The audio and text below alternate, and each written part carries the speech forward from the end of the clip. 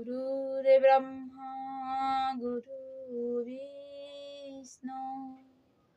গুরুদেব মহেশ্বর গুরু সাক্ষাৎ পরম ব্রহ্ম তস্मै শ্রী গুরবে নমঃ।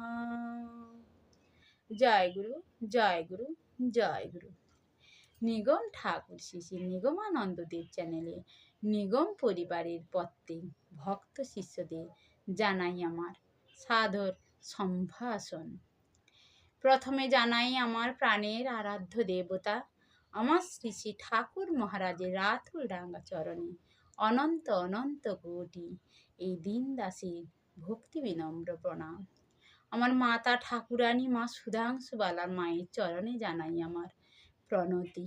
সাধু সন্ন্যাসী অন্তেবাসী প্রত্যেকের চরণে রইল যথাযোগ্য ভূমিষ্ঠ প্রণাম। ঠাকুরের প্রাণ প্রিয় ভক্ত শিষ্যদের জানাই আমার সাদর সম্ভাষণ। জয় গুরু, জয় গুরু, জয় মা। আজ আমি পড়ব যতন করে না বুঝলে রে মন। দারুণ একটা খেলা চলছে পৃথিবীতে, সবাই যেন কি একটা খুঁজছে অবিরত। কেউ ভাবছে খাবার পেলে সুখী হব, কেউ ভাবছে দামি জামা কাপড় পেলে সুখী হবে, কেউ ভাবছে বাড়ি গাড়ি সোনা ইত্যাদি পেলে সুখী হবে, এবং তারা একদিন সব কিছুই পাচ্ছে কিন্তু সুখী বলে নিজেকে অনুভব করতে পারছে না।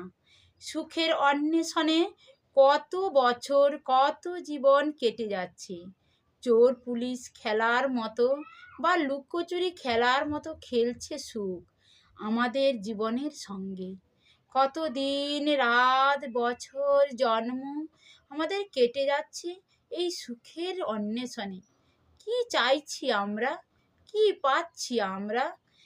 একই জায়গায় গোল গোল করে ঘুরে মরছি।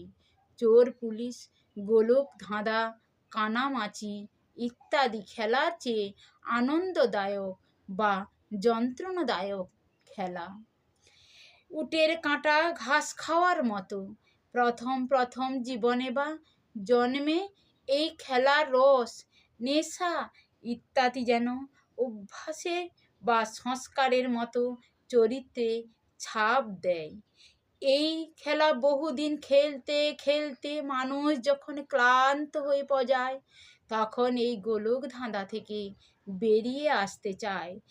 আর খেলাধুলা ভালো লাগে না, একই খেলা বারবার খেলতে খেলতে বিরক্ত হয়, আর তখন মানুষ সাধক হয়।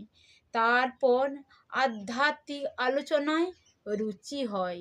তাই প্রত্যেক ছোট বড় সাধককে বলি, যতন করে না বুঝলে রে মন, তুই পাবি না গুরুর চরণ।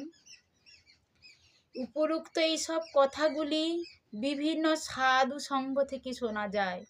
এই সব কথা সবার শোনা জানা দরকার। বারবার বলে ও শুনেও বারবারই অবাক হতে হয়। এমনই অবাক আশ্চর্য এই পৃথিবী ও মানুষ্য জীবন। তাই বারবার লেখা ও বারবার স্মরণ মনন করা। এরপর গোলক ধাঁধাকে মানুষ মন দিয়ে বোঝার চেষ্টা করে, কিভাবে খেলা থেকে বেরিয়ে আসতে পারা যায়। তখন সেই চিন্তায় মানুষ ডুব দেয়। বুঝতে পারে সংসারের সুখ দুঃখের খেলা থেকে বেরিয়ে আসতে পারলেই সত্যিকারের আনন্দ তারা অর্জন করতে পারবে।